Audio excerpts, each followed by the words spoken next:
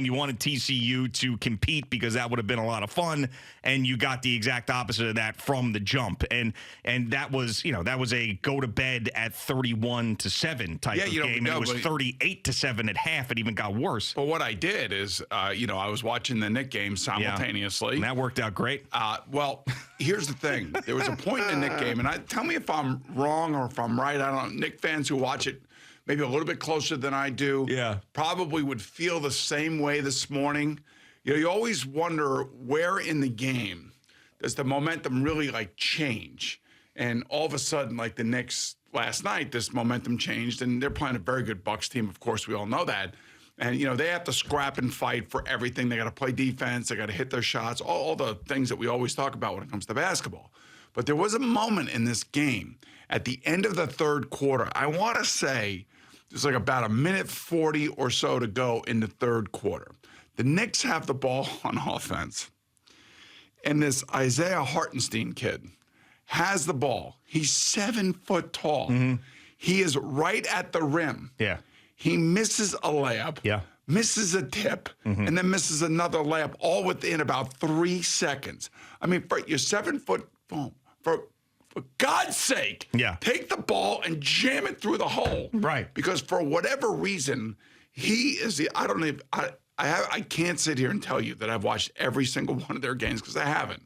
But the games that I have watched, there are times where he looks great, and then there are times where he's right next to the basket, and he cannot, for the life of himself, put the ball in the hoop. That's why he's Isaiah Hartenstein and he's not Giannis. You know what I'm saying? But it's 6 inches away from the hoop. Yeah. And he can't do it. So right after this little flurry at the basket, maybe this is why he's played on 3 different teams in the last 3 years.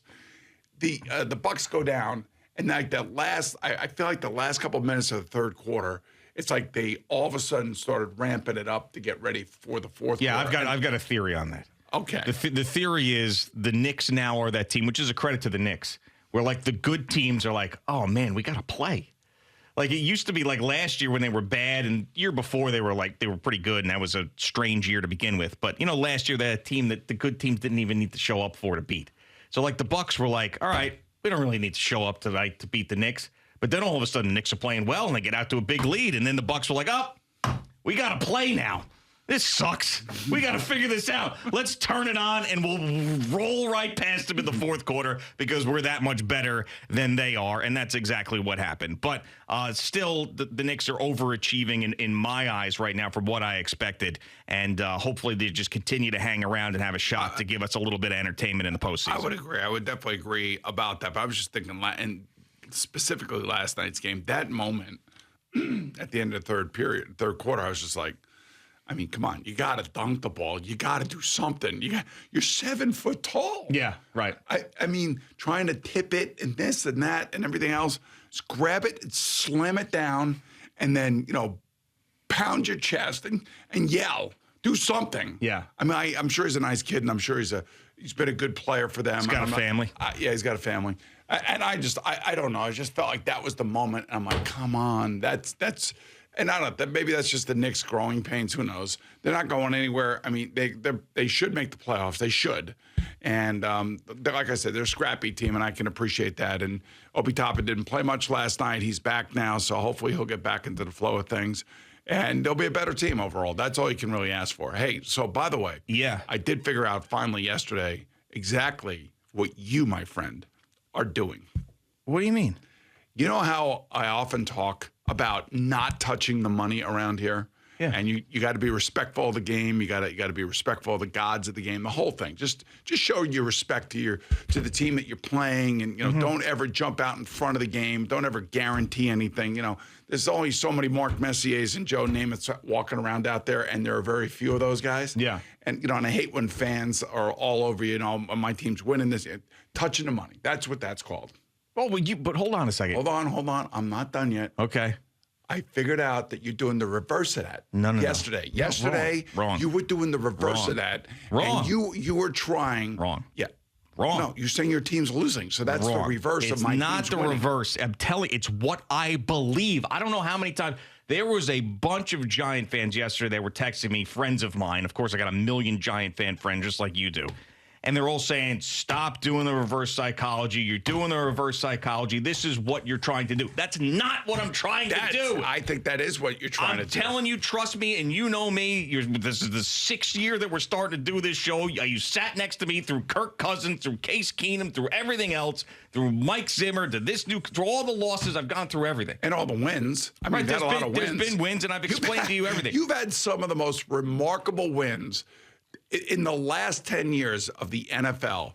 I could sit here and make an argument that the Minnesota Vikings have had 3 of the most improbable, incredible comeback wins that we have ever seen in the history of the NFL. Right, which is nice, but when you're a team who in recent memory has not got to the Super Bowl and then has in the long history of the organization never won one, when you see those things and it doesn't result in a championship, it gets a little tired after a while because you've seen everything else. I've seen everything else. Now I need to see them actually get to a Super Bowl and win it. But no, I'm not doing reverse psychology. I told you that the world of the Minnesota Vikings revolves around me.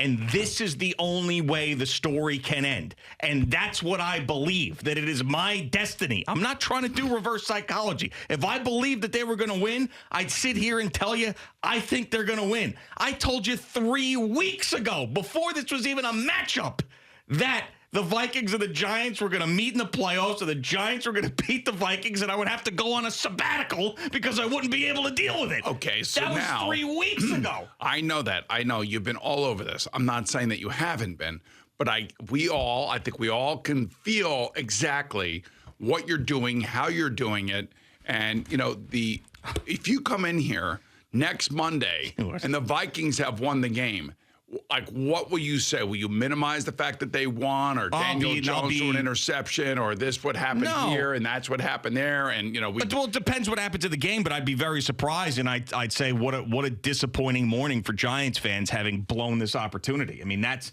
to me what I think the take is going to be, because they should win this game. They should, the Giants, and I believe that they will. So it's not reverse psychology. I'm not trying to do the reverse double whammy. I'm not trying to do any of that stuff. I don't have that type of power. When it comes to this team, I know how it's going to go.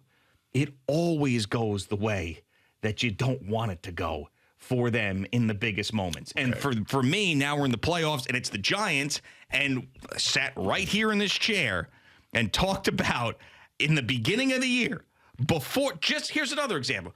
I remember Al started a warm-up show week 1 after the Giants beat the Titans, and he goes, Gio's Giants rant, ill-timed, because I trashed the hell out of them on that Friday going into that game, telling them they're going to be awful, they're going to get killed, Derrick Henry, even off an injury, is going to run for 300 yards against them, and this team will be lucky to get to 4 wins.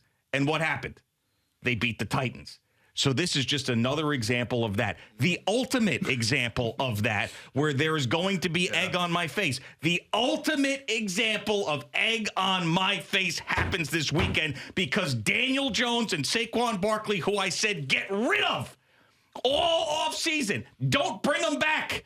Dave Gettleman stink. Get him out of the building. Have come back, and each of them have most likely earned a contract extension from the Giants. And those guys will go into that building and beat my team because that's the way it will work. To ruin my life. That's what will happen. It is written in stone. You're going to Philadelphia.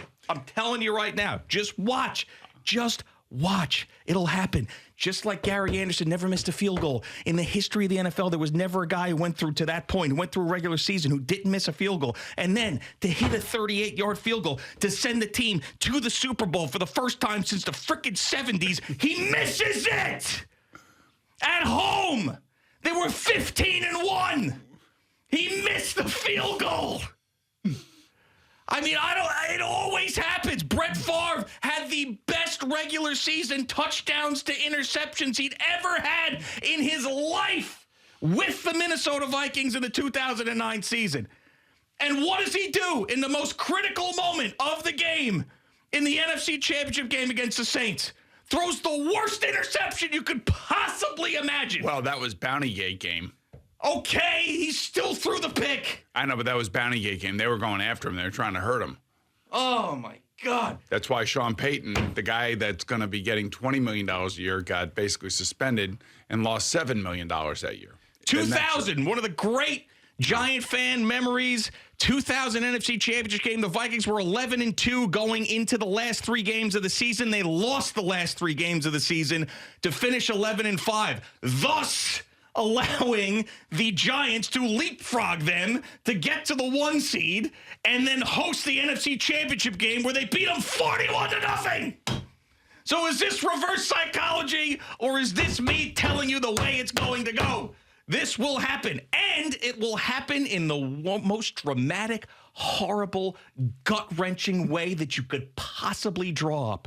You can't even imagine how bad of a loss this is going to be for the Vikings. Right now, as we sit here, you could get the person who wrote Coco, the Disney movie, in here, and he couldn't be creative enough to come up with how the Vikings are going to lose this game. And they will make me believe that they have won it.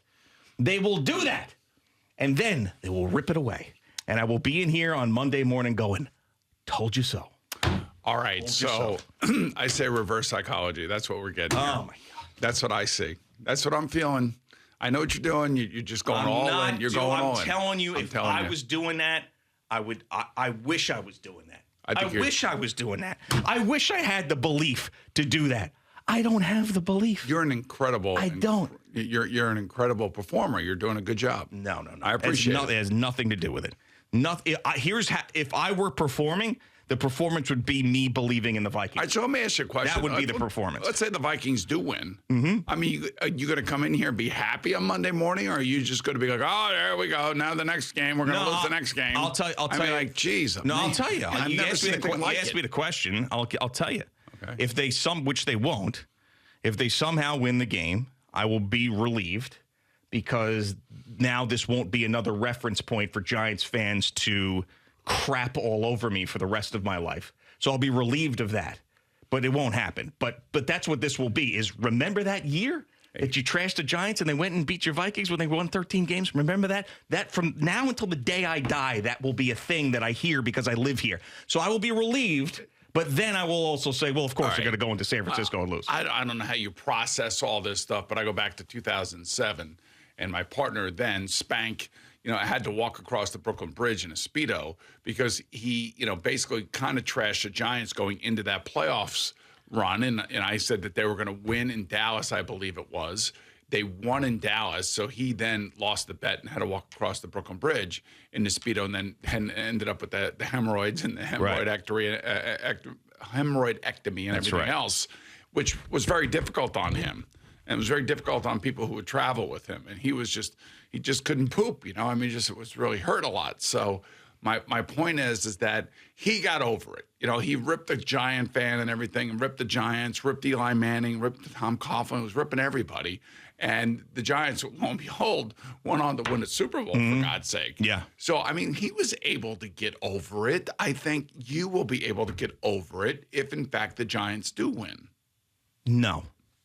You don't understand. I'll be able to get over it. I'll be able to move on from my life, but it becomes a thing. It becomes a reference point. It becomes a thing. So and especially when it just happens. Then I'm going to have to live with that for the rest of the week, and I'm just going to try. I would try to turn the page as quickly as possible and go right to the Eagle game. But this is the way it's going to go. I'm already resigned to the fact that Sunday. And all right, so you think that I will show you text messages. You think I'm performing because I've got the microphone in front of me. I will show you text messages from last night from me to the head flunky, who's the guy who made me a Minnesota Vikings fan. All right? Last night, I said, it's going to be hell Sunday, pure torture. Good night. Was the last thing I wrote to him. All right? Okay. Because I sent him the segment of me and you talking about this. And he goes, I hope you're wrong. I hope you're wrong. I said, nope, I'm not wrong. It's going to be pure hell. So am I performing in my private text messages, or do I believe it? I believe it. I believe it to be. And it will happen. It will. You'll see. I can't wait to come in here and you sitting in that makeup chair and I go talk to you. Good morning. Boom. Hey, G, what's happening? And then you turn to me and you say, man, you were right. I should have never doubted you. You were right on top of this. That is what I can't wait for. All right, it's just the weirdest take by a fan. You know, it's just a weird take. Oh, wait a second. Weird take. We had 2 Vikings fans who were 60 years old who called up yesterday and said, you are 100% right about what's going to happen because I've lived it too. And not only have I lived it too, I've lived it longer than you have. So who has it worse, you or the Jet fan? The Jet fan. All right, okay. Just want to make sure we know, like, in terms of. Well, wait, hold on. Wait. Like, hold angst on. and anger and frustration. The Jet fan who is my age has it worse. The Jet fan who is Joe Beningo's age does not. Because Joe Beningo saw a Super Bowl at 15 years old. And that's one thing that he never brings up, ever. It's woe is me. I can't believe it. And then he'll go, I got to get another one. No, you don't. You sold your soul for Super Bowl III. That was it. You ain't getting another one. That was the football gods coming down and saying, here's your one. Here's the miracle. That's it. And you're not getting another one. And he saw it in his prime at 15 years old. I was 16 when the Vikings lost that NFC Championship game to the Falcons in '98. If they would have won the Super Bowl that year, I wouldn't be like this. Yeah, you're scarred. I wouldn't sit here and tell you that they're going to lose every goddamn game that they play. But they did it to me. There's a guy who calls Sal up in the overnight. It's this obnoxious Giants fan who says they're going to go win the Super Bowl. And I don't blame him for thinking that. Why? Because they've won 4 of them. And 2 of them were the most improbable victories in the history of the NFL. So tell me again, is it me or is it them? It's them. They did it to me. Just like the Giants have made the Giant fan hopeful, the Vikings have made the Vikings fan pessimistic. That's what it is. Boomer and Gio on the Fan and CBS Sports Network. Thank you for watching. Please like, comment, and subscribe. And don't forget to hit the red bell so you're notified when we have new content.